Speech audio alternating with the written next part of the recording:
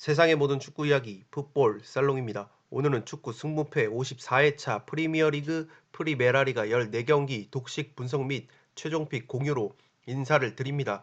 앞서 어제 올려드렸던 승무패 54회차 현미경 분석 및 초안픽 공유에서 1번부터 14번 경기를 상세하게 다뤄 드렸기 때문에 오늘 독식 분석 및 최종픽 공유에서는 그 분석 내용에 얹어서 부상 및 결장자 정보와 그리고 그 정보에 따라서 픽이 어떻게 변화했는지를 중점적으로 빠르게 짚고 넘어가겠습니다. 제가 항상 최종 픽 그리고 독식 분석만큼은 현미경 분석보다는 그래도 빠르게 그리고 분량을 조금 줄여서 말씀을 드린다고는 하는데 워낙에 제가 최대한 많은 정보를 드리기 위해서 말을 하다 보니까 제가 이 유튜브 컨텐츠를 촬영을 할 때 따로 대본이 없습니다. 그렇기 때문에 조금은 의식의 흐름대로 컨텐츠를 진행하기 때문에 다소 말이 많아질 수가 있습니다.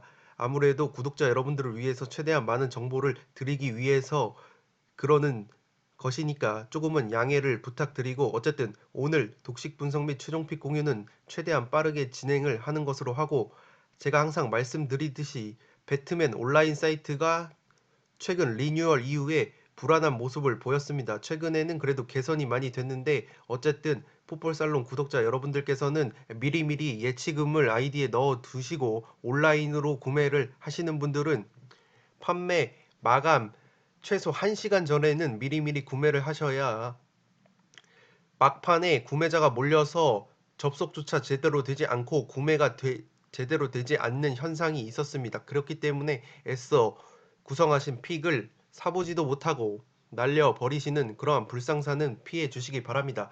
제가 어제 현미경 분석에서 다뤄드렸던 내용 중에 하나 짚고 넘어가야 할 내용이 바로 이번 승무패 54회차에 들어온 일부 경기들 중에서 프리미어리그 경기에서 관중 입장이 가능한 경기들이 있습니다. 그렇기 때문에 저는 이번 회차에서는 관중 입장이 가능한 홈팀의 어떤 조금 사이드에 힘을 실어 보려고 합니다.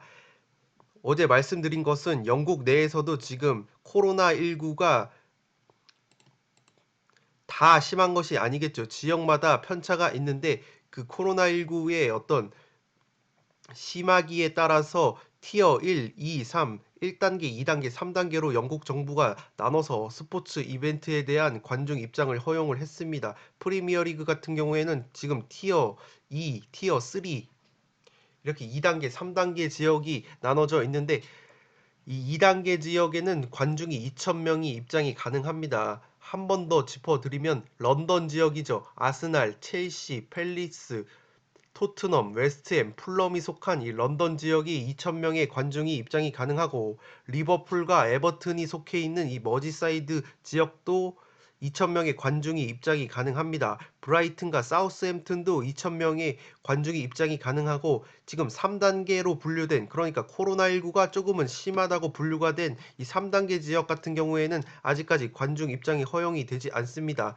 해당 지역으로는 이 맨체스터 유나이티드와 맨체스터 시티가 속해 있는 맨체스터 지역과 아스톤 빌라, 번리, 리즈, 레스터시티, 뉴캐슬, 셰필드, 웨스트브롬 그리고 1번 경기로 들어온 울버햄튼까지 3단계 지역으로 분류가 됐기 때문에 아직 관중이 입장이 되지 않기 때문에 해당 팀들의 홈 경기장에는 홈 관중들이 입장을 할 수가 없습니다. 그렇기 때문에 이 해당 정보는 수시로 업데이트가 되겠죠. 그렇기 때문에 업데이트가 되면은 따로 구독자 여러분들에게 해당 회차나 아니면 공지사항을 통해서 말씀을 드리도록 하겠고 어쨌든 지금까지는 이 정보가 해당이 되기 때문에 해당 내용은 메모를 해 두셨다가 추후에 승무패나 프로토 분석에 조금은 활용을 하시기 바랍니다.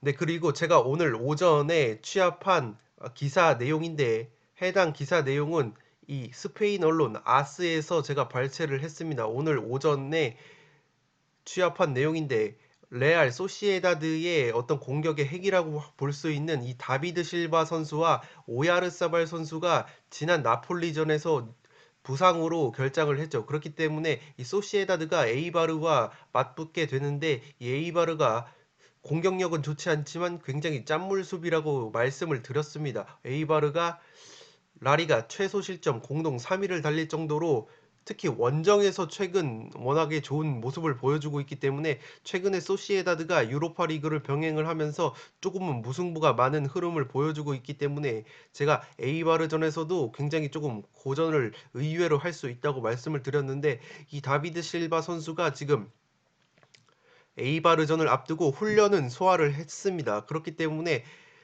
바로 선발로 투입될지는 조금은 미지수라고 볼 수 있지만 나폴리 원정을 떠날 때도 아예 명단에서 제외를 해서 휴식과 훈련을 병행한 다비드 실바이기 때문에 에이바르전에는 그래도 유사시에는 교체로라도 조금은 급한 불을 끌어 들어올 수는 있지 않을까 싶습니다. 그렇기 때문에 이 다비드 실바 선수는 훈련을 소화했고 그 오야르사발 선수가 레알 소시에다드에서 가장 많은 이 골을 넣고 있는데 그 오야르사발 선수는 해당 내용의 어떤 스페인어는 제가 할 줄을 모르기 때문에 스페인어 번역기를 돌려봤을 때 이 오야르사발 선수는 훈련에 불참을 했습니다. 그렇기 때문에 오야르사발 선수의 결장 기간은 조금 길어질 수도 있을 것 같고 어쨌든 이 다비드 실바 선수만큼은 훈련을 소화를 했기 때문에 에이바르전에는 그래도 최소한 교체로라도 급한 불을 끌어 들어오지는 않을까 싶습니다. 그렇기 때문에 소시에다드의 사이드를 보시는 분들은 이 다비드 실바 선수의 어떤 출전을 조금은 기대를 하시는 것도 좋아 보입니다. 또한 마지막으로 제가 오전에 발췌한 기사는 풋볼 런던이라는 축구 매체인데 이 풋볼 런던 같은 경우에는 런던이죠. 런던 지역에 있는 토트넘, 아스날, 그리고 여러 웨스트햄, 크리스탈 팰리스, 풀럼 이러한 런던 지역에 있는 축구팀들을 전문적으로 다루는 언론입니다. 해당 이 풋볼 런던에서 제가 중요하게 조금은 눈에 들어왔던 기사를 잠깐 소개해드리면 이 아스날이 어제 새벽이었죠. 유로파 리그에서 던독이라는 팀을 4대2로 꺾었는데 해당 경기에서 로테이션을 가동하면서 주전 선수들의 체력을 안배를 했습니다. 그런데 제가 어제 현미경 분석에서 아스날 대 번리 경기를 말씀을 드리면서 이 경기는 무승부도 나올 수도 있고 투포를 잡을 수 있으면 잡는 게 좋아 보인다고 말씀을 드렸는데 실제로 제가 어제 밤까지는 아스날과 번리의 어떤 승패, 투포를 잡아보려고 했습니다. 번리의 어떤 승리까지도 조금 이변으로 가져가고 싶었는데 이 해당 기사를 보고 조금은 아스날 사이드로 돌렸습니다.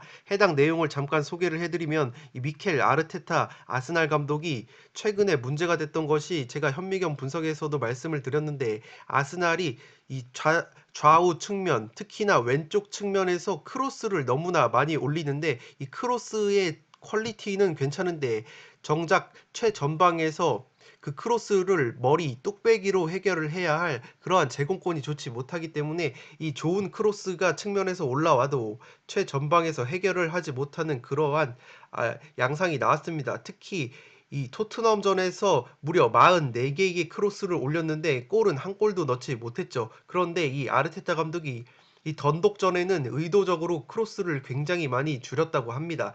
지난 토트넘전에서 44개의 크로스를 시도한 것과 비해 이 던독과의 경기에서는 16개의 크로스만 시도를 해서 4골을 뽑아냈는데 물론 토트넘과 던독이 수준 차이가 나기 때문에 많이 골이 많이 터진 부분도 있지만 이 아르테타 감독이 던독전을 끝나고 나서 기자의 질문에 그 기자가 이 크로스가 줄어든 게 의도적인 거냐고 물어봤고 아르테타 감독이 의도적인 그러한 전술이었다라고 답변을 했습니다. 물론 왜 크로스를 줄였냐라고 기자가 이유를 물어봤는데 아르테타 감독이 조금은 언짢은 느낌으로 최근에 그 크로스 일변도 공격으로 비판을 굉장히 많이 받았던 아르테타 감독이기 때문에 조금은 언짢은 뉘앙스를 풍겼습니다. 어쨌든 그 던독전에서 크로스가 약 30개가량이 토트넘전보다 줄어들었기 때문에 제가 번리전을 분석을 해드리면서 만약에 제공권이 좋은 번리를 상대로도 또다시 토트넘전처럼 좌우 측면에서 크로스만 올리다가는 번리의 제공권에 아무것도 못하고 오히려 세트피스 상황에서 그 번리의 제공권에 한 방 얻어맞을 수 있다고 말씀을 드렸는데 그렇기 때문에 저는 투포를 잡는 것을 추천을 드렸는데 어쨌든 아르테타 감독이 그 아스날의 현재 스쿼드에서 크로스 공격이 조금은 어울리지 않다는 것을 깨달은 것 같습니다. 그렇기 때문에 지금 아스날 지역 그러니까 북런던 지역의 관중 입장이 되죠. 그렇기 때문에 아스날의 열렬한 거너스라고 부르는 그 홈팬들이 비록 2,000명이라고 할지라도 찾아와서 응원을 해주기 때문에 저는 이러한 아르테타 감독이 크로스 전술을 조금은 버리고 조금은 번리가 제공권이 좋기 때문에 크로스 공격은 통하지 않을 것이라고 제가 현미경 분석에서 말씀을 드렸는데 아르테타 감독 역시 지금 아스날 스쿼드에는 크로스 공격이 어울리지 않다는 것을 조금 던독전에서 깨달은 바가 있는 것으로 보이기 때문에 저는 그러한 점을 믿고 그 13번 경기는 아스날 단통승으로 바꿨다는 것을 말씀을 드리도록 하겠습니다. 네, 그럼 1번부터 14번을 빠르게 한번 진행해 보도록 하겠습니다.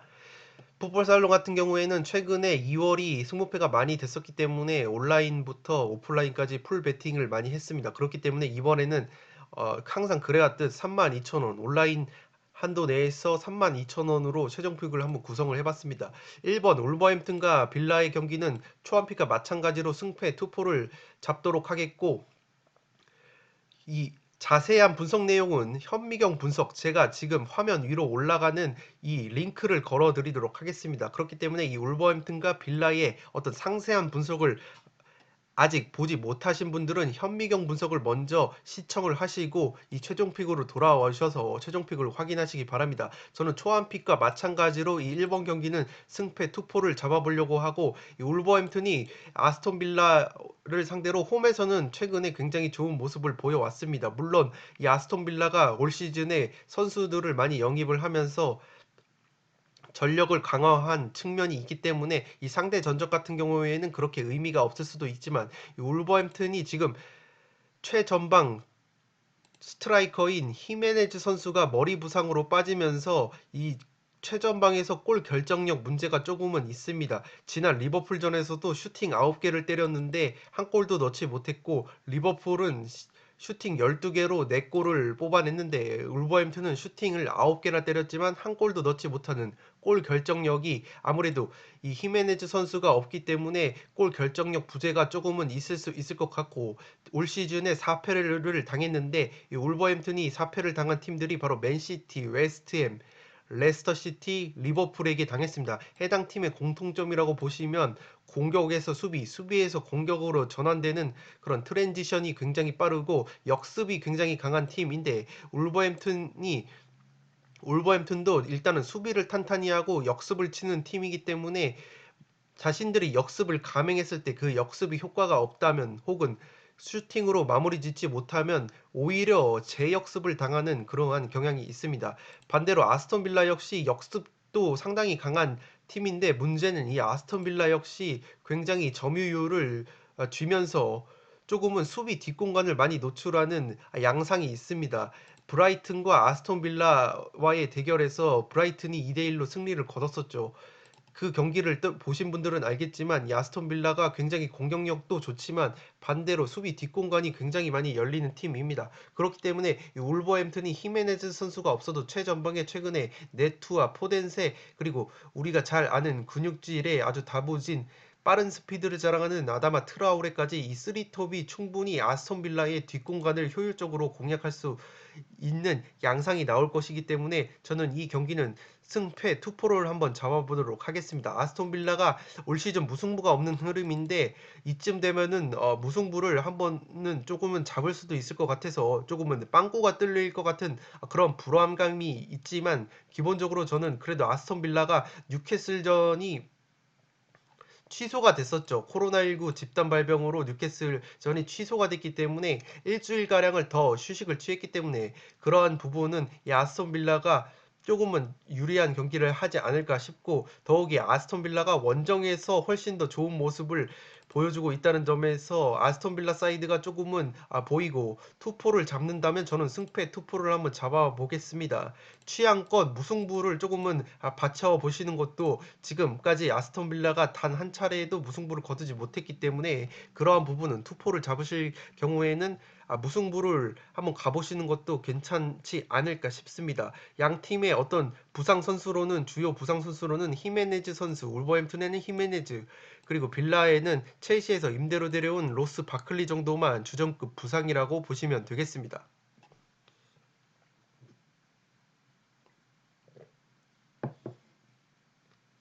이번 경기는 발렌시아 대 빌바오의 경기인데 저는 초안픽에서 무패 투포를 잡았는데 그대로 한번 무패 투포를 잡도록 하겠습니다. 발렌시아가 원래 메스타야 홈구장에서 굉장히 강한 팀인데 올 시즌에도 그렇게까지 나쁜 성적은 아닙니다. 2승 2무 2패로 조금은 쉽게 지지 않는 모습을 보여주고 있지만 발렌시아 쪽에 부상자가 굉장히 많습니다. 일단 우리나라의 코로나19가 걸린 그 이강인 선수가 결장할 것으로 보이고 백업 공격 자원인 가메이로 선수와 핵심 왼쪽 풀백인 호세 가야 선수가 햄스트링 부상으로 나올 수가 없습니다. 그리고 최근에 선발로 중앙 수비수로 나왔던 이 젊은 길라몬까지 지금 경미한 햄스트링 부상이 있다고 합니다. 그렇기 때문에 지금 빌바오는 부상 선수가 없습니다. 거의 없다고 보시면 되기 때문에 발렌시아 쪽에 전력 누수가 많고 지난 시즌 맞대결을 살펴봤을 때는 특이하게도 원정팀이 모두 승리를 거뒀습니다. 빌바오가 이 발렌시아 원정에서 두 골을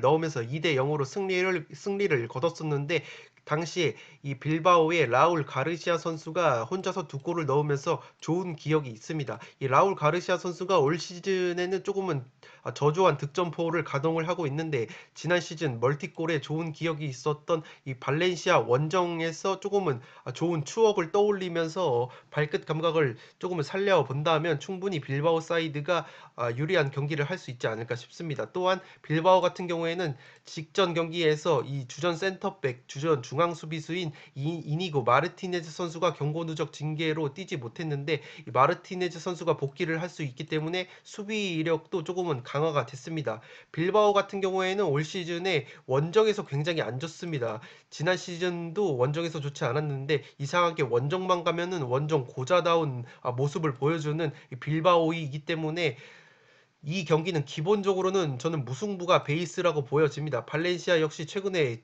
두 경기에서 무득점 경기를 해서 공격력이 굉장히 좋지 않기 때문에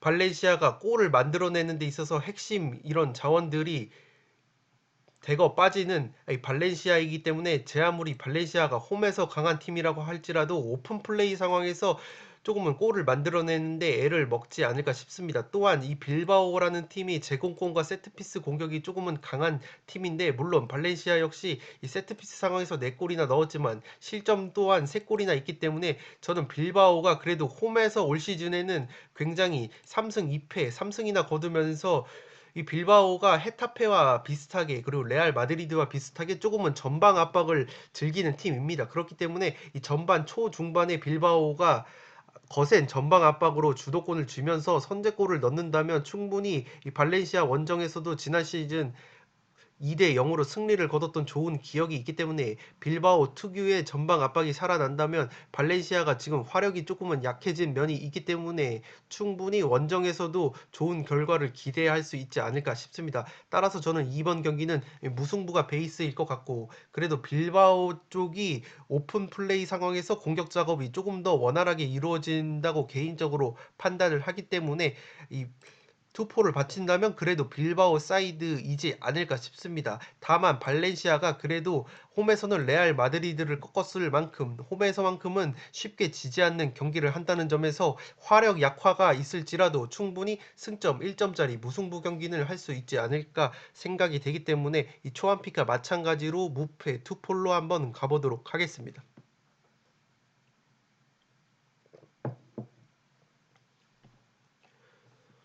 네, 3번 경기는 이 헤타페 대 세비야의 경기인데 헤타페의 단통패, 세비야의 단통승 그대로 가도록 하겠습니다. 헤타페가 직접 레반테 원정에서 2명이 퇴장을 당했습니다. 수비진 쪽에서 전력 누수가 많은데 이 센터백 자원인 로드리게스 선수와 이 수비형 미드필더와 센터백을 병행할 수 있는 이 다코남 선수가 레반테전에서 퇴장을 당했기 때문에 이 수비 쪽에 굉장히 전력 누수가 크고, 더욱이 주전 오른쪽 측면 수비수인 이 다미안 수아레즈 선수까지 부상으로 불투명한 상황이기 때문에 수비 쪽에 굉장히 전력 누수가 큰 헤타페입니다. 또한 최전방 공격 자원인 이 마타 선수까지 경고 누적으로 징계로 나설 수 없다고 하기 때문에 공격 쪽에서도 전력 누수가 있는 헤타페이고, 최근에 헤타페가 5경기째 승리가 없는데, 제가 항상 헤타페를 분석을 해드리면서 헤타페가 전방 압박을 굉장히 거세게 하는 팀인데, 해당 전방 압박이 양날의 검으로 돌아온다고 말씀을 드렸습니다. 전방 압박을 할 경우에는 그 압박이 먹혔을 때는 굉장한 기회로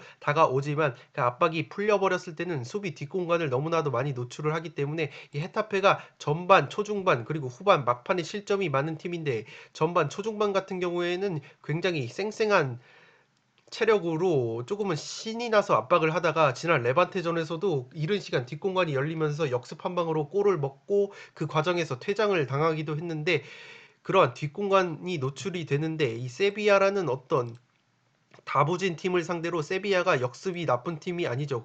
더욱이 세비야 같은 경우에는 직전 스타드 렌과의 챔피언스 리그에서 주전 선수들을 대거 뺀 로테이션을 가동을 했기 때문에 체력 안배가 되어 있습니다. 또한 그 스타드 렌 원정에서 백업 선수들이 굉장히 좋은 활약을 펼쳤습니다. 엔 네시리 선수가 2골을 넣었고, 이드리시, 올리버 토레스 같은 선수들이 어시스트를 기록을 했고, 제가 항상 좋아하는 이 암소가 아닌 수소 선수도 모처럼 77분이나 경기를 소화를 했기 때문에, 세비야가 지금 백업 자원들도 퀄리티가 괜찮은데 그 백업 선수들까지 지금 공격 포인트를 연이어 기록을 하면서 벤치까지 지금 든든해졌습니다. 그렇기 때문에 제 아무리 세비야가 원정 경기를 치른다고 할지라도 올 시즌 세비야의 흐름을 보시면 홈과 원정에서 경기력 차이가 거의 없습니다. 경기당 1.2골, 평균 1.2골로 똑같은 화력을 보여주고 있고, 실점도 비슷한 수준에서 성적 또한 비슷한 수준으로 거두고 있기 때문에 세비야가 원정에서 그렇게까지 마이너스는 없을 것으로 보이고, 다만 헤타페 같은 경우에는 그나마 홈에서 3승을 거뒀는데, 이마저도 시즌 초반에 3연승을 거뒀던 거지 최근에는 1무 2패로 홈에서도 승리를 거두지 못하고 있습니다. 그렇기 때문에 이 헤타페가 여러모로 어려운 경기를 할 것 같고, 저는 초안피가 마찬가지로 헤타페의 단통 패를 보도록 하겠습니다.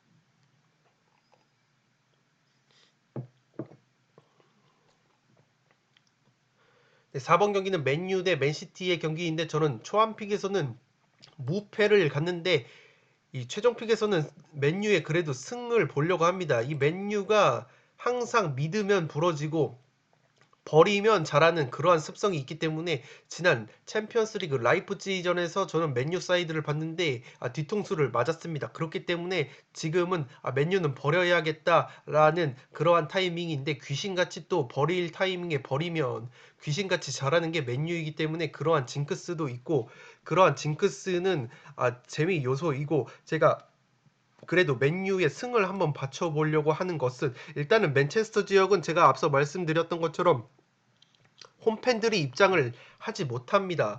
그런데 지금 맨유가 홈 경기에서 너무나도 안 좋죠. 리그에서 원정에서는 오전 전승을 거뒀는데, 이상하게 올드 트래포드 맨유 홈구장에서 단 1승밖에 없습니다. 이것도 직전 웨스트 브로미치 알비온이라는 승격팀을 상대로 겨우 꾸역승으로 1대 0으로 이긴 것이 전부인데, 그럼에도 불구하고 제가 승리를 바치는 이유는, 어쨌든 이 맨유가 솔샤르 감독 체제에서 맨시티에게 굉장히 강했습니다. 지난 시즌에도 리그에서 두 차례 맞대결에서 모두 승리를 거둔 맨유인데, 이 솔샤르 감독이 특징이 뭐냐면, 최근에 항상 경질설을 달고 다니는 감독이죠. 그런데 이 솔샤르 감독이 굉장히 분위기가, 그러니까 경질 압박을 많이 받을 때 귀신같이 다음 경기에서는 그래도 꾸역쓰기든 어떻게든 승리를 거두면서 목숨을 조금 연명하는 그러한 능력이 탁월합니다. 지난 경질설이 불거졌을 때도 에버튼 원정에서 3대1 역전승을 거두면서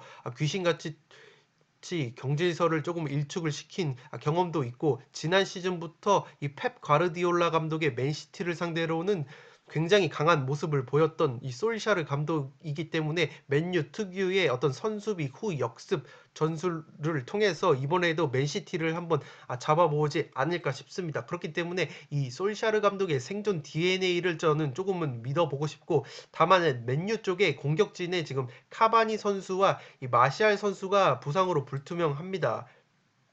이 카바니 선수 같은 경우에도 굉장히 큰 전력 손실이라고 볼 수 있는데, 저는 개인적으로 이 마시알 선수가 못 나온다면 이 맨유가 자랑하는 역습이 조금은 위력이 반감이 되지 않을까 싶습니다. 최근에 이 마시알 선수가 골은 넣지 못하는데, 제가 이 마시알 선수의 존재를 크게 보는 이유는 이 맨유의 역습 천병이 마시알과 이 레시포드 선수인데, 이 레시포드 선수 같은 경우에는 굉장히 직선적인 돌파와 빠른 스피드로 뒷공간 침투에 능하고, 마시알 선수 같은 경우에도 스피드가 빠르지만 뒷공간 침투보다는 어떤 개인기와 특유의 흐느적대는 그러한 박자에 의한 그러한 개인기에 의한 돌파가 굉장히 좋은 선수이죠. 그렇기 때문에 이 마시알 선수와 레시포드 선수가 함께 출격을 했을 때 맨유의 어떤 역습 케미가 살아나는 것이 있습니다. 아무래도 마시알 선수가 특유의 드리블로 시간을 조금 끌면서 공간을 창출을 해주면, 이 레시포드 선수가 그 빈 공간을 찾아 들어가면서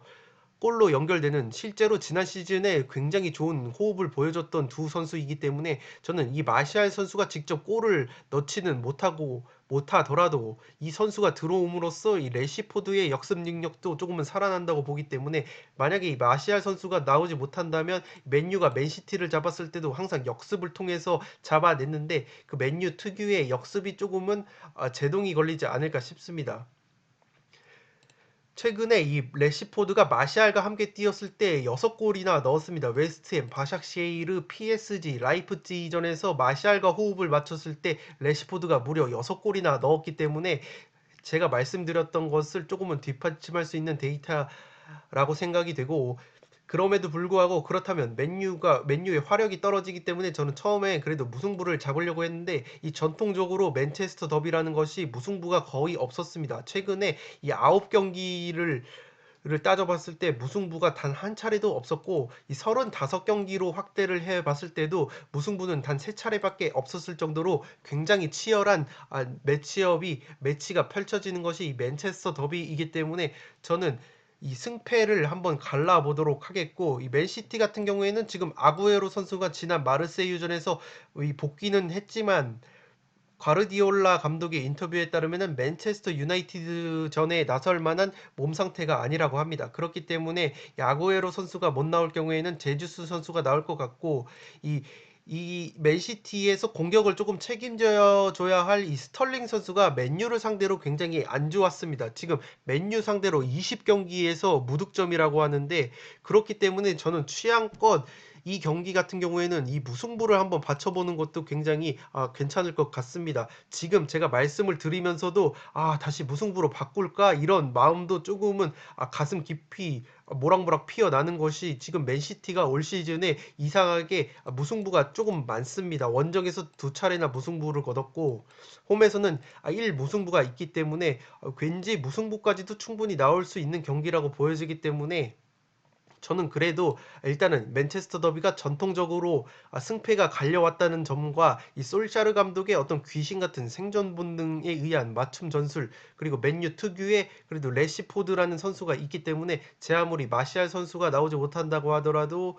이 맨시티를 상대로 한 방을 먹이면서 충분히 어떤 승리까지 바라볼 수 있지 않을까 싶기 때문에, 저는 승패를 가보도록 하겠고, 취향껏 무승부를 받쳐보시는 것도 괜찮은 구성이라고 생각이 됩니다. 맨시티 같은 경우에는 어, 아구에로 선수 정도만이 지금 부상이고, 백업 수비 자원인 에릭 가르시아 선수 정도만이 부상이기 때문에, 지금 양 팀 모두 부상자가 그렇게 많은 것은 아닙니다. 그렇기 때문에 굉장히 진검승부가 펼쳐질 것 같고, 두 팀은 지금 승점 차이가 많이 나지 않고 직접적인 순위 6위, 7위 경쟁을 하고 있기 때문에, 무승부로는 만족을 할 수가 없는 경기라는 점에서 저는 이 경기에 한번 승패가 갈려보는 것이 조금은 유력해 보이지 않나 싶습니다.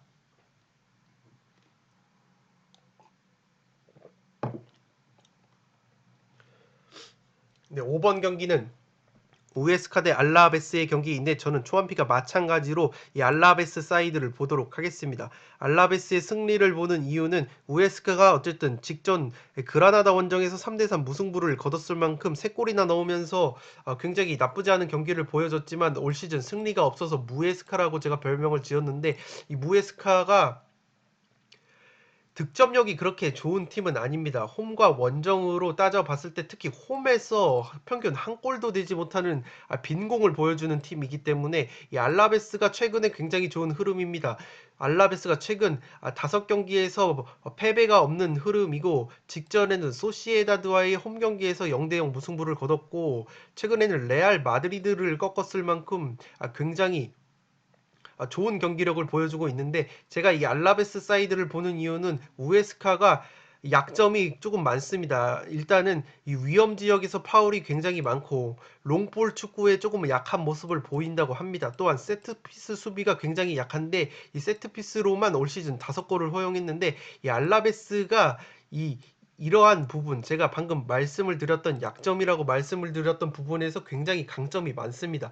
알라베스가 라리가에서 제공권 1위를 달리고 있는 팀이기 때문에 세트피스 상황에서도 굉장히 강한 모습을 보여주는 팀이고, 또한 이 루카스 페레스와 호셀루라는 투톱 조합이 굉장히 최근에 그래도 골 감각이 조금은 살아났습니다. 호셀루 같은 경우에는 제가 항상 말씀드리듯이 키가 190이 넘는 장신 공격수이고, 그치만 알라베스 같은 경우에는 지금 주전 중앙 미드필더인 바타글리아 선수가 퇴장 징계로 나설 수 없다는 점은 중원에서 조금은 공백이 있을 수 있고, 주전 센터백으로 뛰고 있었던 이 르젠 선수가 퇴장 징계로 또 결장을 합니다. 그런데 지금 이 르젠 선수 대신에 엘리라는 선수가 백업으로 나오는데, 이 엘리 선수가 오히려 더 제공권 면에서는 좋기 때문에 이 알라베스가 자랑하는 제공권이 약화 그렇게까지 약화될 것까지는 않습니다. 그렇기 때문에 지금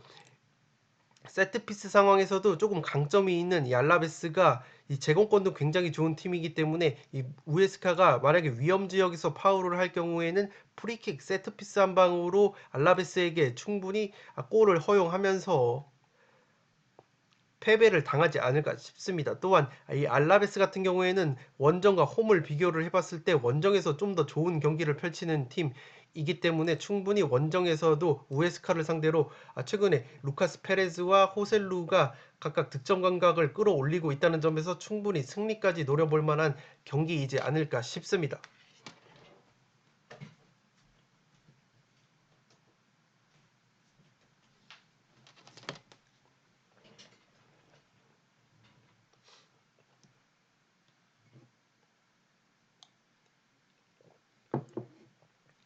네, 6번 경기는 에버튼 대 첼시인데, 저는 초안픽에서 에버튼의 단통패 첼시 사이드를 봤는데 저는 무패로 무승부를 한번 받쳐보려고 합니다. 제가 서두에서 말씀드렸던 것처럼 이 에버튼이 속한 머지사이드 지역의 관중 입장이 허용이 됩니다. 그렇기 때문에 이 에버튼이 전통적으로 홈 구장인 구디슨 파크에서는 그 어떤 팀이 오더라도 쉽게 패배를 하지 않는 모습이 있었는데, 그 중심에는 팬들의 어떤 열렬한 응원이 있습니다. 리버풀과 에버튼이 머지사이드 더비를 할 때면 해당 지역, 그러니까 머지사이드 지역에 경찰 병력이 투입될 정도로 굉장히 엄청난 열기를 자랑하는 것이 바로 리버풀 팬들, 코비라고 불리는 우리 리버풀 팬들 못지않은 열정을 보여주는 것이 바로 에버튼의 팬들이기 때문에, 비록 2,000명이라고 할지라도 제가 현미경 분석에서 잠깐 소개를 해드렸는데, 리버풀과 울버햄튼전에서 리버풀의 홈팬들이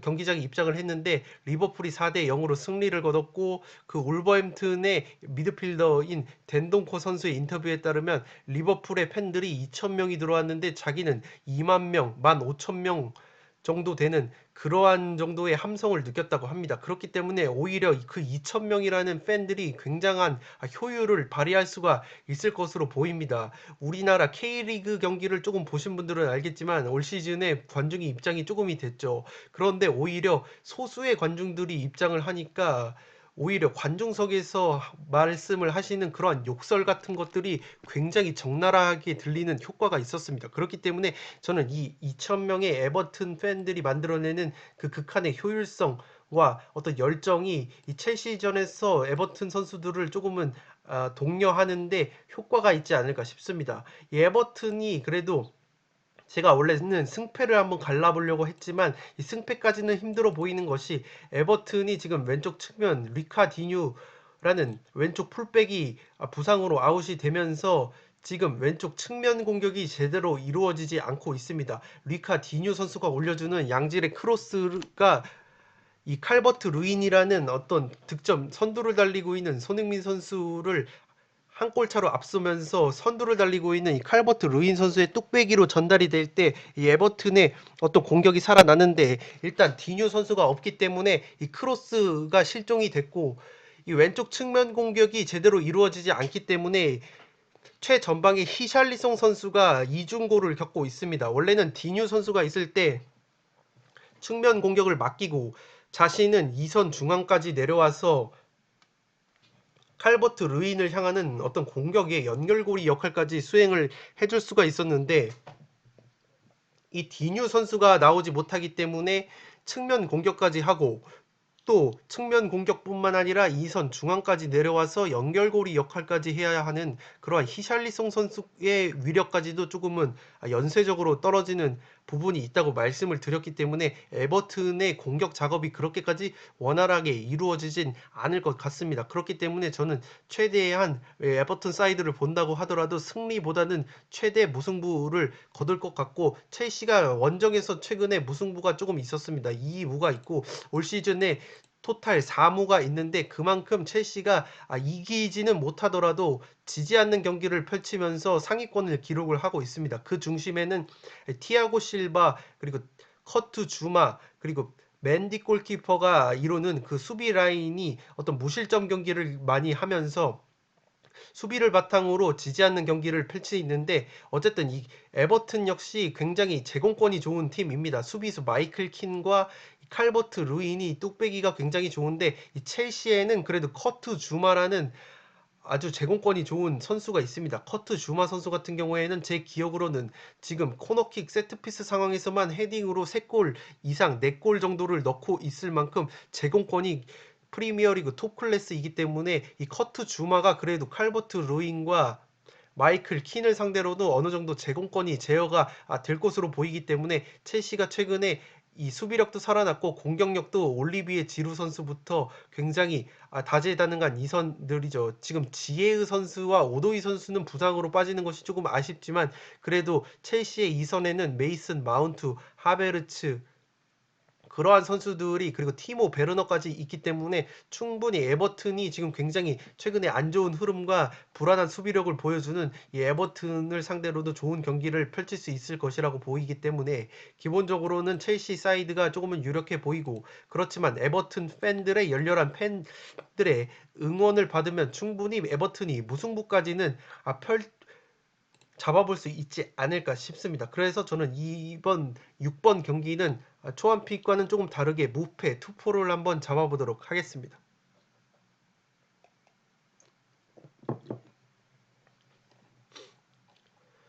네, 7번 경기는 레알 대 아틀레티코 마드리드의 경기인데 저는 초안픽과 마찬가지로 무패 투포를 잡으면서 아틀레티코의 사이드를 보도록 하겠습니다. 어쨌든 레알이 직전 메넨글라트바흐전에서 이 벤제바 선수의 뚝배기 두 방으로 승리를 거두면서 챔피언스리그 16강을 1위로 진출을 했기 때문에 조금은 탄력을 받을 수도 있다고 보여지고 그렇지만 저는 최대 탄력을 최대로 봤을 때는 승리가 아니라 그래도 무승부가 최대치이지 않을까 싶습니다. 그도 그럴 것이 아틀레티코 마드리드가 올 시즌 프리메라 리가에서 실점이 단 2골밖에 없습니다. 굉장히 짠물 수비를 보여주고 있기 때문에 지금 레알 마드리드가 제 아무리 벤제마 선수가 골 감각을 회복을 했다고 하더라도 아틀레티코 마드리드의 짠물 수비를 지금 공격 전력으로 뚫어내기에는 조금은 무리가 있지 않을까 싶습니다. 지금 중원에서 굉장히 역동적인 모습을 보여주면서 공격 포인트도 꽤나 쏠쏠하게 올려줬던 미드필더 발베르데와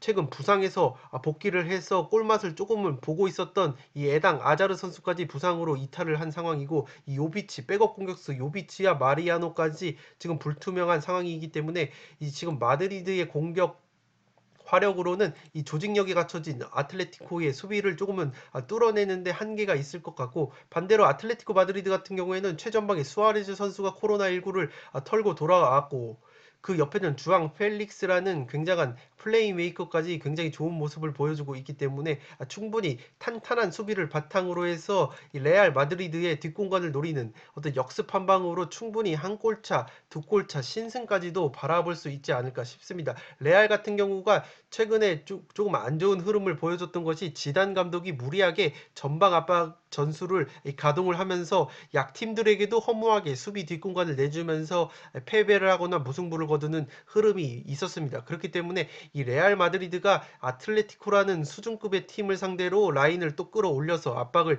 가하려고 한다면 또다시 역습 한 방으로 허무하게 무너질 수 있는 그러한 경기 양상이 나옵니다. 다만 이 레알 마드리드 같은 경우에는 주전 중앙 수비수이자 캡틴인 라모스 선수가 복귀를 했고, 오른쪽 이 측면 수비수인 카르바알 선수까지 복귀를 했기 때문에 수비면에서 굉장히 조금은 안정감을 찾을 수 있지 않을까 싶습니다. 그렇기 때문에 저는 이 경기는 레알 역시 수비진의 전력 강화가 있었고, 벤제마 선수가 득점포를 전 경기에서 가동했다는 점에서 레알이 쉽게 패배를 하진 않을 것 같습니다. 그렇기 때문에 어떻게 보면 0대 0이나 1대 1, 2대 2까지 나올 수 있는 그런 아주 팽팽한 경기가 예상이 되기 때문에 저는 기본적으로 무승부를 베이스로 그래도 아틀레티코 마드리드가 최근에 굉장히 라리가에서만큼은 레알보다 또 훨씬 더 좋은 흐름을 보여주고 있고, 골 결정력 면에 있어서는 지금 레알의 공격진보다는 수아레즈와 주앙 펠릭스, 그리고 이선의 마르코스 요렌테와 윙백으로 나서고 있는 카라스코까지 득점포를 가동할 수 있는 이 아틀레티코 마드리드가 좀 더 득점을 할 가능성이 조금 높아 보입니다. 그렇기 때문에 저는 무패 투폴로 가보도록 하겠습니다.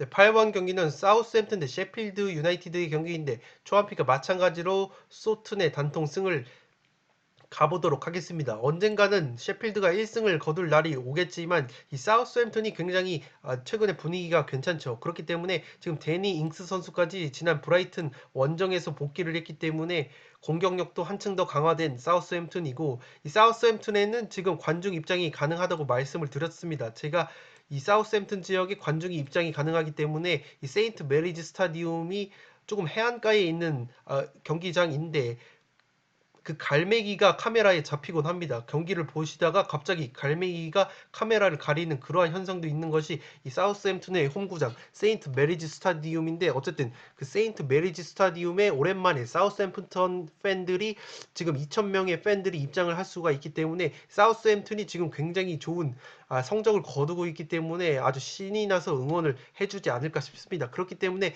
이 팬들까지 입장하는 이 사우스햄튼 원정에서 셰필드가 좋은 경기를 펼칠 수 있을지는 조금은 의문이라고 보여지고, 이 셰필드가 지금 세트피스 상황에서 무려 5골이나 실점을 하고 있는데, 사우스햄튼이 지금 세트피스 상황에서 굉장히 많은 골 7골을 넣고 있는데, 이것이 지금 직접 프리킥 비율이 굉장히 높습니다. 이 사우스햄튼에는 주장이죠. 주장인 제임스 워드 프라우즈 선수가 프리킥 능력이 굉장히 좋습니다. 오른발 프리킥이 굉장히 날카로워서 위험 지역에서 셰필드가 파울을 했을 경우에는 거의 실점이라고 봐도 무방할 만큼, 지난 맨체스터 유나이티드전에서도 말도 안 되는 오른발 프리킥 궤적을 그리면서 데이아 선수가 골포스트에 충돌을 했을 정도로 굉장히 아주 절묘한 궤적을 그리는 프리킥을 차는 것으로 유명하기 때문에, 만약에 이렇게 세트피스 상황에서 실점이 많은 셰필드가 또다시 생각 없이 자신들의 위험 지역에서 파울을 할 경우에 사우스햄튼의 제임스 워드 프라우즈의 오른발 프리킥 한 방으로도 어이없게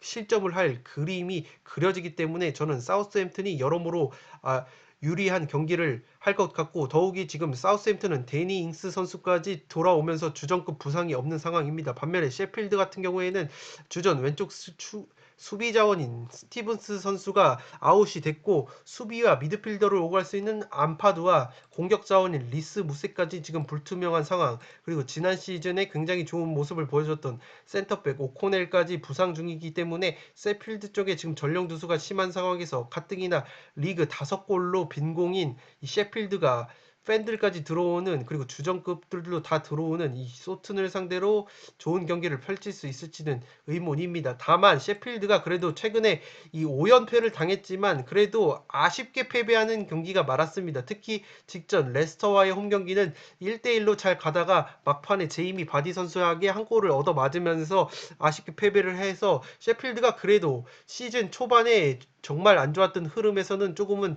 벗어나고 있는 모양새입니다. 그렇지만 셰필드에는 지금 최전방에서 골을 해결해 줄 수 있는 공격수가 없다는 점에서 이 사우스햄튼의 어떤 조직적인 압박과 그리고 결정력이 있는 데니 잉스의 복귀에 따른 사우스햄튼을 조금은 버텨내는 데는 무리가 있지 않을까 싶습니다.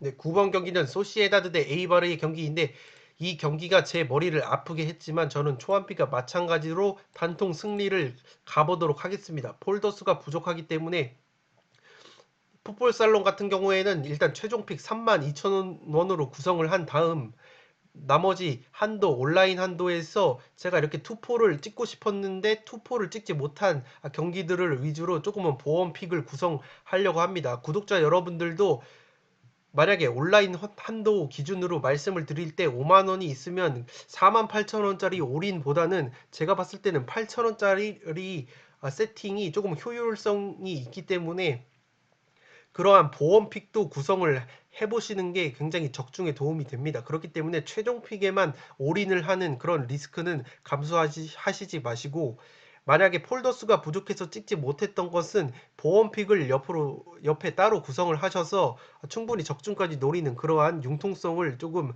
발휘하셨으면 좋겠습니다. 어쨌든 저는 초안픽과 마찬가지로 소시에다드의 사이드를 보려고 하는데, 제가 서두에서 말씀드렸던 것처럼 이 다비드 실바 선수가 훈련을 소화했다는 점에서 복귀 가능성이 있기 때문에 이 다비드 실바 선수의 부상 복귀를 조금은 노리면서 소시에다드의 사이드를 보겠고, 이 소시에다드가 최근에 5연속 무승부를 거뒀는데 또다시 무승부를 캘 것 같지는 않습니다.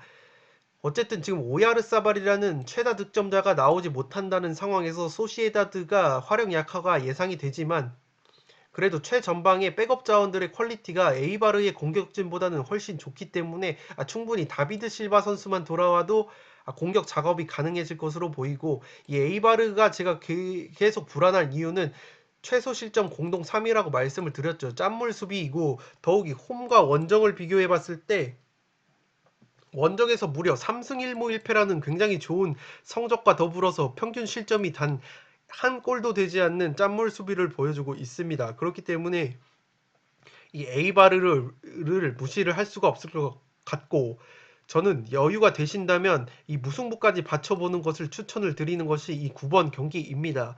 다만 이 에이바르가 득점력이 굉장히 저조합니다. 수비력은 굉장히 좋은데 이 득점력이 지금 올 시즌에 리그에서 8골밖에 넣지 못했는데 이 오픈 플레이 상황에서는 3골밖에 넣지 못했고, 세트피스 상황에서 3골을 넣었는데 이 세트피스에서 한 골씩 넣어서 꾸역승을 거두는 패턴인데, 이 소시에다드가 세트피스 수비가 굉장히 강합니다. 세트피스 상황에서 한 골도 허용을 하지 않았고 세트피스 공격 상황에서 무려 4골이나 넣는 팀이기 때문에 이 에이바르의 강점인 세트피스가 살아날 가능성은 조금 희박해 보입니다. 그렇기 때문에 이 에이바르가 득점을 하는 그림은 그려지지가 않고, 문제는 소시에다드가 지금 오야르사발과 다비드 실바가 조금은 불투명하다는 상황에서 실바 선수만 들어와도 저는 해볼만 할 것 같은데, 일단은 실바 선수가 훈련을 소화를 했기 때문에 그 점에 기대를 걸고, 오야르사발 선수가 나오지 못한다면 또다시 결정력의 문제를 겪으면서 에이바르의 짠물 수비에 조금 고전을 하면서 최대의 무승부까지 조금 거둘 수 있을지 않을까 싶습니다. 그래도 저는 소시에다드가 6연속 무승부는 거둘지는 않을 것 같고, 백업 자원들의 퀄리티와 후반전에라도 다비드 실바 선수가 소방수로 나와주면서 조금 해결사 역할을 해주지 않을까 싶습니다. 그렇기 때문에 기본적으로 체급 차이가 나는 대결 구도 속에서 홈에서 소시에다드가 에이바르가 제 아무리 수비가 좋다고 하더라도 충분히 한 골차, 두 골차, 꾸역승까지는 바라볼 수 있지 않을까 싶습니다.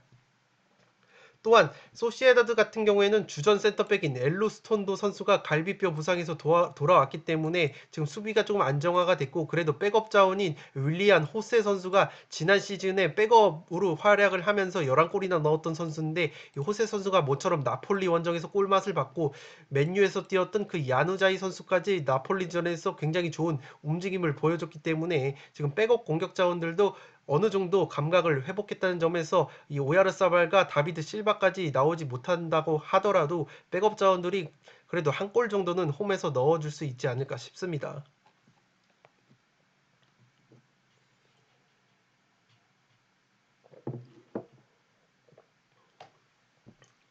네, 10번 경기는 크리스탈 팰리스 대 토트넘의 경기인데, 제가 현미경 분석에서 이 경기는 조금은 토트넘이 의외로 고전을 할 수 있다고 말씀을 드렸고, 폴더에 여유가 되시는 분들은 취향껏 팰리스의 승리나 무승부까지 조금은 받쳐 볼 만한, 독식을 위해서 충분히 받쳐 볼 만한 경기라고 생각이 되는데, 어쨌든 토트넘이 체급상에서 굉장히 우위이고 최근에 굉장히 좋은 흐름과 손흥민 선수와 케인 조합이 너무나도 좋은 호흡을 보여주고 있기 때문에 일단은 기본적으로 토트넘 사이드인데, 제가 팰리스를 조금은 불안하게 보는 이유는 이 팰리스와 토트넘의 성향상 양 팀이 선수비 후 역습을 즐긴다고 말씀을 드렸죠. 이 토트넘 같은 경우에도 최근에 아스날과 맨시티를 잡아냈을 때 점유율을 완전히 버리고 수비를 치중한 다음 손흥민 선수의 뒷공간 침투를 한 방을 노리는 그러한 역습 전술로 굉장히 승리를 많이 거뒀고, 이 팰리스 역시 엉덩이를 완전히 뒤로 빼고 최전방에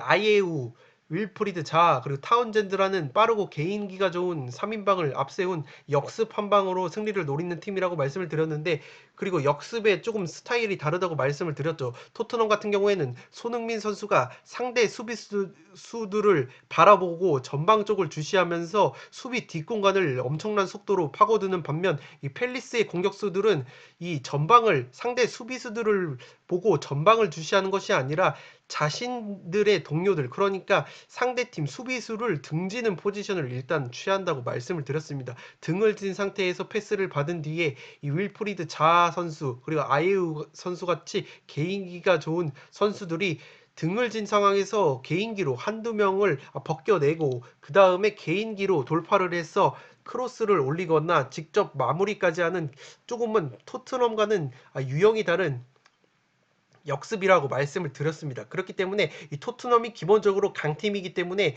양 팀 모두 역습 전술을 취하는 팀이 맞붙었을 경우에는 승점이 필요한 강팀이 점유율을 쥐게 되어 있겠죠. 그렇기 때문에 이 토트넘이 또 의외로 점유율과 주도권을 쥐고 있을 때는 조금은 무기력한 경기 모습을 보입니다. 또한 손흥민 선수가 이 역습 상황, 수비 뒷공간이 많이 열렸을 때 굉장히 더 위력을 발휘하는 이 점이 있기 때문에, 만약에 팰리스가 작정하고 엉덩이를 뒤로 뺄 경우에는 어쩔 수 없이 우승 경쟁을 펼치는 토트넘이 강팀이고 승점이 필요하기 때문에 이 주도권을 쥐고 점유율을 쥐고 있을 양산이 높은데, 그러한 구도가 나온다면 이 토트넘이 의외로 점유율이 높은 경기에서는 승리가 별로 없기 때문에 충분히 팰리스가 자신들의 장점인 그 특유의 지저분한 개인기 등지고 딱 그 역습 한 방으로 충분히 토트넘을 괴롭힐 여지가 있어 보이는 경기이기 때문에, 저는 만약 여유가 된다면 8,000원짜리 보험픽에서 팰리스의 어떤 무승부나 승리까지 한번 찍어보려는 경기가 10번 경기입니다. 그래도 저는 이 최종 픽에서는 폴더스가 부족하기 때문에 그래도 강팀인 토트넘 사이드를 조금은 보도록 하겠습니다. 토트넘 같은 경우에는 지금 주전 오른쪽 풀백인 오리에 선수가 불투명하다는 점도 조금은 전력 누수로 다가올 수 있겠습니다.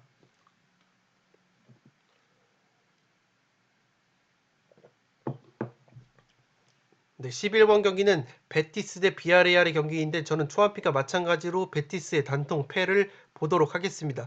이 베티스가 지금 올 시즌 무승부가 없는 흐름 속에서 굉장히 빠꾸 없는 경기를 하고 있습니다. 조금은 공격적인 축구를 하면서 득점도 14골로 조금은 준수한 편이긴 하지만 실점이 굉장히 많습니다. 23골로 많고 지금 쇼패스 빌드업을 추구하면서 굉장히 공격적인 축구를 구사를 하는데, 문제는 그렇게 공격 일변도로 나서다가 이 비아레알 같이 역습이 좋은 팀에게 한 방 얻어맞을 수 있는 가능성이 있기 때문에 저는 베티스가 홈에서 굉장히 공격적으로 나오다가, 비아레알이 지금 최근에 유로파리그를 병행하면서 소시에다드와 조금 비슷한 흐름으로 무승부가 굉장히 많은 경기를 했었는데, 이 비아레알이 희소식인 것이 이 유로파리그 경기가 취소가 되면서 휴식을 조금 많이 취했습니다.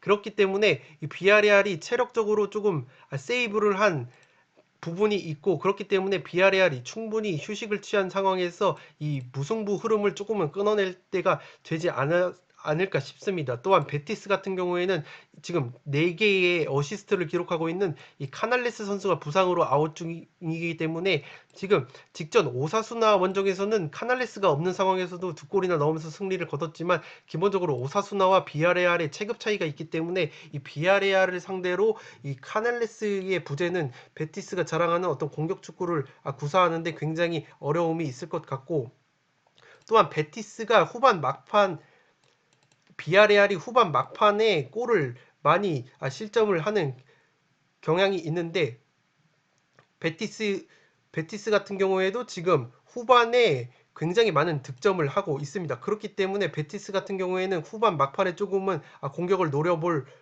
가능성이 높고, 비아레알 같은 경우에는 지금 홈과 원정을 비교했을 때 그래도 홈에서 굉장히 좋은 모습을 보여주고 있다는 점에서 리그 원정에서는 화력이 조금 떨어질 수도 있다고 보여지는 것이, 지금 공격수 파코 알카세르 선수가 부상에서 아웃이 됐고 측면 윙어인 고메즈 선수까지 아웃이 됐기 때문에 화력이 조금은 떨어질 수도 있다고 보여집니다. 그렇기 때문에 비아레알이 원정에서 쉽게 패배를 하지 않는다는 점, 그리고 공격 자원들이 조금은 빠져 있다는 점에서 충분히 화력이 살아나지 않으면서, 이게 지금 베티스 역시 아스톤빌라와 마찬가지로 무승부가 없는데, 무승부가 한번 나올 타이밍이라고 생각하시는 분들은 충분히 무승부를 바치시거나 어떤 무승부 사이드를 보시는 것도 나쁘지 않은 것이, 비아레알 같은 경우에는 원정에서 굉장히 무승부가 많고 지지 않는 경기를 우선은 하고 있기 때문에, 더욱이 이 파코 알카세르 선수가 나오지 못한다면은 이 비아레알 같은 경우에도 지금 모레노 선수가 알카세르 선수만큼 골을 많이 넣어주고 있긴 한데, 어쨌든 알카세르 선수가 나오지 못한다는 것은 그만큼 화력 저하가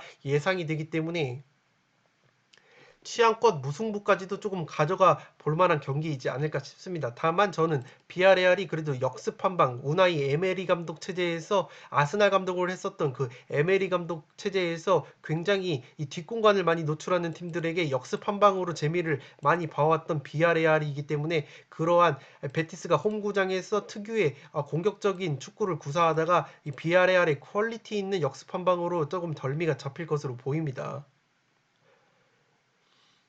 네, 12번 경기는 엘체 대 그라나다의 경기인데, 저는 초반픽에서 단통 무승부를 잡았는데 단통 승리, 엘체 쪽으로 꺾어보도록 하겠습니다. 그라나다가 코로나19 집단 감염 한 달 전쯤, 그 코로나19 집단 감염 이후에 굉장히 선수단 퀄리티와 퍼포먼스가 굉장히 저하가 됐고, 라리가에서 연패의 늪을 빠지다가 직전 이 엘체가 아니라 우에스카와의 경기에서도 겨우겨우 비겼고, 그 우에스카 경기 이후에 유로파리그 원정을 떠났는데 0대 0으로 비기면서 아인트호벤에 조 1위를 내줬습니다. 그 경기에서 후반 60분 이후에 주전급 선수들을 몇몇 투입을 했는데도 불구하고 승리를 거두지 못하면서 이 아인트호벤에 조 1위를 내줬기 때문에 굉장히 흐름이 좋지 않고, 최근에 리그에서 원정에서 단 1승밖에 없고 화력도 평균 한 골이 되지 않는 화력을 보여주고 있습니다. 다만 그에 비해서 엘체는 지금 쉽게 패배하지 않는 모습, 4연 무를 기록을 하고 있는데, 쉽게 패배하지 않는 흐름 속에서 비아레알 원정에서도 0대 0 무승부를 거뒀을 만큼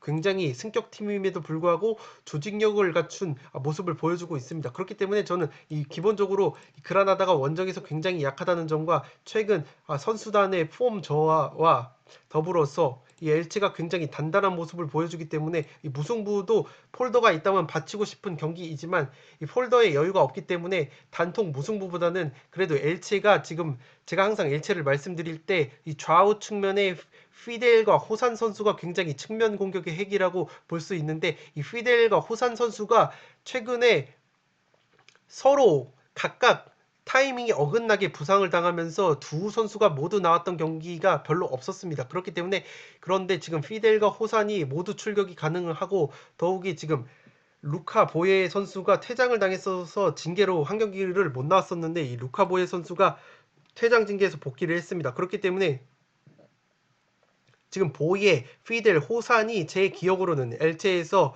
두 골씩, 세 골씩, 두 골씩 넣으면서 최다 득점을 책임지고 있는 삼총사이기 때문에 이 삼총사가 모처럼 출격이 가능하다는 점에서 홈에서 그래도 쉽게 지지 않는 엘체가 지금 마탱이가 간 그라나다를 상대로 충분히 이 삼총사를 앞세워서 한 골차 꾸역승까지 가능하지 않을까 싶습니다. 그렇기 때문에 저는 이 경기는 엘체의 단통 승리를 보도록 하겠고 폴더에 여유가 있으시다면 무승부까지 조금은 곁들여 볼 만한 경기이지 않을까 싶습니다.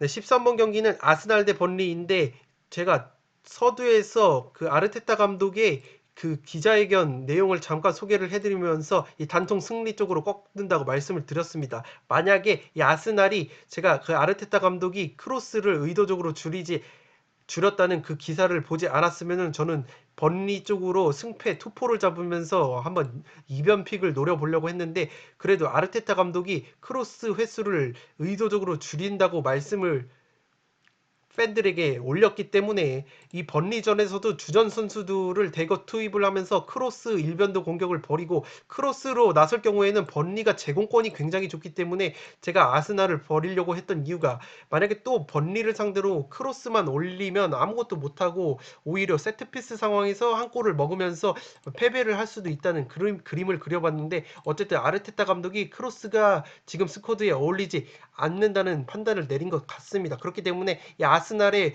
홈 팬들이 입장을 할 수가 있죠. 런던 지역이기 때문에 2,000명의 관중이 입장을 할 수가 있기 때문에 그 런던 팬들의 열렬한 응원을 등에 업고 이게 지금 크로스를 버리고 아스날이 그래도 오픈 플레이 상황에서 중앙 루트를 조금은 개척을 한다면 충분히 번리를 상대로도 그래도 천적다운 면모를 보여왔습니다. 홈경기 특히 번리 상대로 홈경기 8연승을 거두고 있는 아스날이기 때문에 모처럼 관중이 찾아오기 때문에 그 관중들의 응원에 힘을 얻어서 충분히 번리를 상대로도 한 골차, 두 골차 꾸역승을 거둘 수 있지 않을까 싶습니다.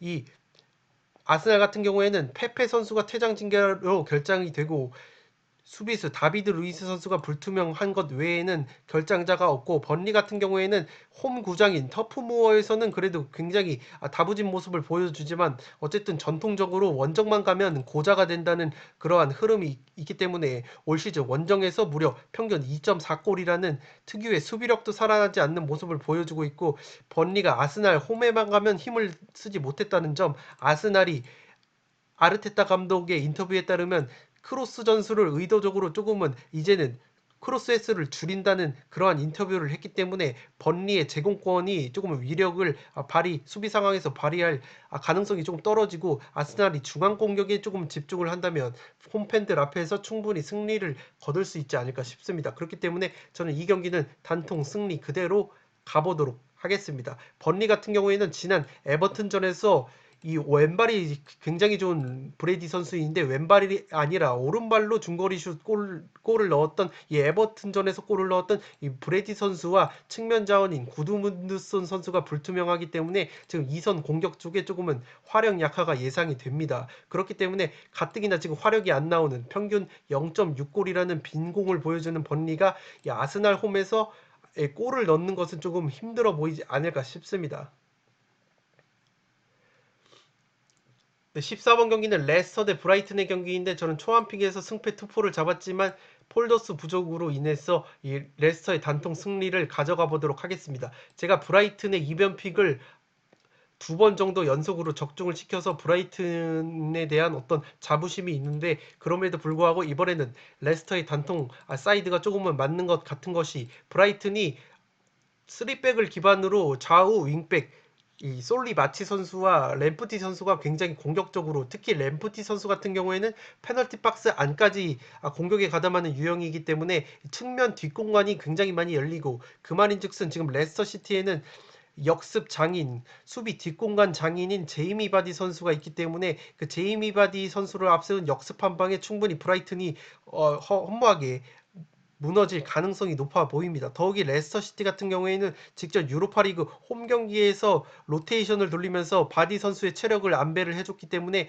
이 쌩쌩한 바디 선수가 브라이튼의 수비 뒷공간을 후벼 팔 수 있을 것이라고 보이고, 레스터에는 지금 2선에 제임스 매디슨, 틸레망스, 그리고 아이오스 페레스 같은 예리한 스루패스 한 방이 가능한 선수들이 많기 때문에 바디 선수가 이 브라이튼의 넓어진 뒷공간으로 뛰기만 한다면 발 앞에 예리한 패스 한 방이 도착해 있을 가능성이 높아 보입니다. 그렇기 때문에 이 브라이튼의 특징이, 이 그레이엄 포터 감독이 스완지 시티 감독 출신인데 굉장히 점유 축구를 하고 패스 축구를 합니다. 그렇기 때문에 이 강팀이랑 붙어도 자신들의 스타일을 마치 맨시티의 펩 가르디올라 감독처럼 버리지 않는 그러한 경기를 합니다. 그렇기 때문에 이 브라이튼이 레스터와 맞불을 놔준다면 오히려 레스터가 굉장히 쉽게 경기를 풀 수 있을 것 같고, 더욱이 레스터 시티가 지금 페널티킥으로 7골을 넣고 있는데, 그 말인즉슨 아무래도 빠른 선수들, 바디 선수와 하비 반스 같은 최전방에 빠른 선수들이 많기 때문에 페널티 박스에서 페널티킥을 많이 얻어내는데, 문제는 레스터시티가 페널티킥으로 7골인데 브라이튼이 페널티킥으로만 5골을 내주고 있다는 점에서 이 페널티 박스 안에서 충분히 레스터가 페널티킥을 조금 영리하게 유도를 한다면 의외로 쉽게 경기를 풀어갈 수 있지 않을까 싶습니다. 그렇기 때문에 체력이 쌩쌩한 지금 레스터, 특히 제이미 바디 선수가 충분히 브라이튼의 측면 뒷공간을 후벼파면서 쉽게 경기를 풀 수 있지 않을까 싶습니다. 다만 폴더의 여유가 있으시면 이 브라이튼이 지난 시즌부터 원정만 가면 경기력이 굉장히 좋아진다는 점이 있고, 반대로 레스터 시티는 올 시즌 홈에서 굉장히 안 좋은 모습을 보여주고 있다는 점에서 브라이튼의 어떤 고점 경기력이 나온다면 충분히 레스터를 상대로 조금 애를 먹이는 그런 경기를 펼칠 수 있지 않을까 싶습니다. 레스터 시티 같은 경우에는 주축 수비수였던 소윤주 선수가 지금 장기 부상 중인 것 외에는 부상 자원이 없고, 지금 레스터 시티에는 핵심 미드필더인, 수비형 미드필더인 은디디 선수가 복귀를 해서 조금씩 경기를 소화를 했기 때문에 이 브라이튼 역시 굉장히 빠른 템포의 공격이 강한 팀인데, 그 은디디 선수가 중원에 복귀를 한다면 이 브라이튼의 어떤 빠른 템포의 공격과 역습을 제어하는데도 도움을 줄 수 있다고 생각이 되고, 브라이튼 같은 경우에는 중원에서 왕성한 활동량을 자랑하는 이 리버풀 출신의 랄라나 선수가 지금 특유의 유리몸 모습을 보이면서 또다시 아웃이 됐기 때문에 지금 브라이튼과 레스터 시티의 경기는 구조적으로 조금은 레스터가 조금은 유리해 보입니다. 그렇기 때문에 레스터 시티의 단통 승을 가도록 하겠고, 폴더에 여유가 있으신 분들은 충분히 이거 투폴도 잡아볼 만한 경기이지 않을까 싶습니다. 네, 이것으로 승무패 54회차 라리가 EPL 14경기 독식 분석 및 최종픽 공유를 모두 마치도록 하겠습니다. 제가 원래는 독식픽과 최종픽 공유도 1부와 2부로 끊어서 말씀을 드리는데, 최대한 빠르게 찍는다고 찍었는데 그래도 최대한 많은 정보를 드리기 위해서 14경기를 한 번에 1부로 구성을 해서 말씀을 드렸습니다. 항상 말씀을 드렸듯이 제가 구성한 픽은 어디까지나 제 주관이기 때문에 제가 이렇게 승패를 잡은 경기도 취향껏 무패로 이렇게 틀으시는 그러한 센스를 발휘하셔서 나만의 픽에 이 픽은 참고만 하시기 바랍니다. 그랬을 때 적중 확률이 굉장히 올라가는 것을 봤고, 제가 말씀드렸던 이 데이터와 자료와 그리고 그 자료를 바탕으로 한 해석, 인사이트를 위주로 조금은 챙겨 가신다면 충분히 54회차 같은 경우에는 적중에 가까운 픽을 구성할 수 있을 거라고 생각이 됩니다. 네, 끝으로 영상이 도움이 되셨다면 좋아요와 구독 버튼을 눌러주시면 뽀뽀살롱 채널에 크나큰 도움이 됩니다. 구독 버튼 옆에 종 모양의 알림 설정을 해주시면 그 누구보다 빠르게 양질의 승무패 컨텐츠를 만나보실 수 있습니다. 네, 끝으로 다음 주에는 이 챔피언스 리그 경기 일정이 없기 때문에 조금 시간적인 여유가 있어서 최근에 제가 안내해드렸던 멤버십 제도에 대해서 제가 최대한 빠르게 정비를 해서 공지사항이나 혹은 따로 영상을 제작해서 멤버십 제도와 관련해서 구독자 여러분들에게 말씀을 올리도록 하겠습니다. 네, 그럼 저는 축구 승무패 55회차 현미경 분석 및 초안픽 공유 컨텐츠로 돌아올 것을 약속을 드리면서 이만 물러가 보도록 하겠습니다. 지금까지 풋볼 살롱이었습니다. 감사합니다.